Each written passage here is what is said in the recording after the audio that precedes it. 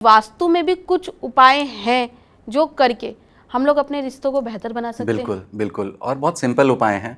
Identification ज़रूरी है, एक ग्रिडिंग बहुत ज़रूरी है आपके लेआउट्स का।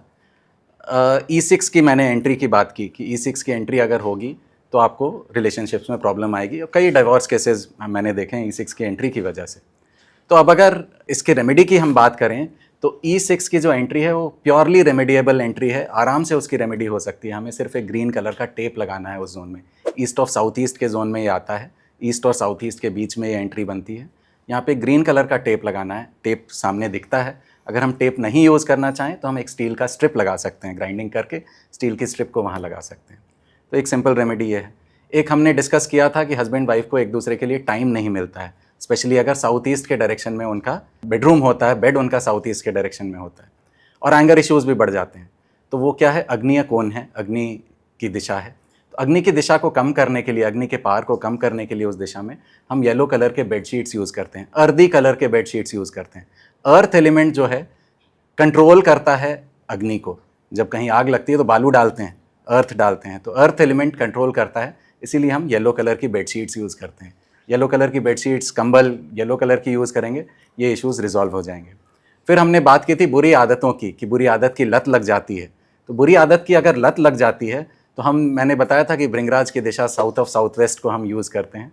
साउथ ऑफ साउथ वेस्ट में जो भी चीज़ हम रख करके वहाँ से कंज्यूम करेंगे उसकी इफ़ेक्ट हमें नहीं मिलेगी। अगर हम खुद भी वहाँ सोने लगते हैं तो हमारे इश्यूज़ बढ़ जाते हैं, हमें अपने कर्मों के फल नहीं मिलते हैं। तो अगर से फॉर एग्जांपल किसी को अल्कोहल की लत है और अल्कोहल की बॉटल को हमने साउथ ऑफ साउथ वेस्ट में रख दिया, तो साउथ ऑफ साउथ वेस्ट में रखी हुई अल्कोहल के बॉटल को से जब कोई कंज्यूम करेगा अल्कोहल, उसको इफेक्ट्स कम मिलेंगे अल्कोहल की, और धीरे धीरे वो लत छूट जाएगी। तो इस तरह से हम छोटी छोटी रेमेडीज़ करके, चीज़ों के प्लेसमेंट को बदल करके हम अपने लाइफ में बड़ा चेंजेस ला सकते हैं।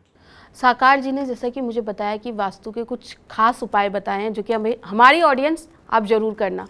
तो वैसे ही मैम मैं आपसे पूछना चाहती हूँ, क्या न्यूमरोलॉजी में भी कुछ ऐसी रेमेडीज़ है कि हम अपने रिश्तों को बेहतर बना सकें?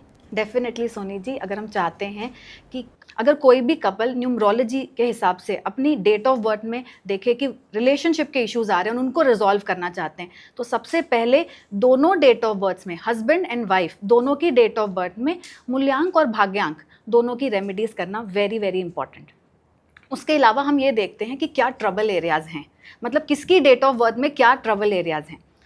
या हो सकता है कि किसी एक की डेट ऑफ बर्थ में केतु बढ़ा हुआ हो सकता है किसी एक की डेट ऑफ बर्थ में शनि बढ़ा हुआ हो सकता है किसी एक की डेट ऑफ बर्थ में एंटी कॉम्बिनेशंस एंड वो ही कारक है। तो उससे रिलेटेड जिन भी प्लैनेट्स की रेमेडीज़ करनी है हम लोग वो बताते हैं। एक जेनेरिक रेमेडी भी मैं आपको बताऊंगी, हर कपल बिना डेट ऑफ बर्थ जाने भी कर सकता है। वो ये कि आप या तो रेड गार्नेट को पहन लें या फिर रोज़ क्वार्ट्स को अगर पहनेंगे तो वो रिलेशनशिप के इश्यूज़ को बहुत हद तक काम डाउन करता है, बहुत हद तक रिजॉल्व करता है। एंड हमने मैक्सिमम केसेस में देखा है कि जो भी कपल्स हमारे पास आए हैं एंड उनको इश्यूज़ हो रहे थे with respect to relationship, with respect to marriage, उनको बहुत हद तक बेनिफिट हुआ है। जो लोग नहीं पहनना चाहते वो अपने पास कैरी भी कर सकते हैं, अपने बेडरूम में रख भी सकते हैं। एंड रोज़ क्वार्ट्स के बहुत ही अच्छे रिजल्ट्स हैं। जैसा कि मैम ने बताया और आपने बताया, अब तक उन लोगों के बारे में बताया जिनकी शादी हो गई है, लेकिन बहुत से लोग ऐसे भी हैं जिनकी शादी ही नहीं हो रही है। तो क्या वास्तु में इसकी कुछ रेमेडी है या फिर कुछ डायरेक्शन इसको इफ़ेक्ट करती है? बिल्कुल, जैसा कि मैंने कहा कि मेरी जो मेथोडोलॉजी है, मैं रूट कॉज पे जाता हूँ। शादी नहीं हो रही है, ये अगेन एक जेनेरिक स्टेटमेंट है। अब शादी नहीं होने के कई रीज़न्स हो सकते हैं। शादी नहीं होने का पहला रीज़न हो सकता है कि अच्छे रिश्ते ही नहीं आ रहे हैं।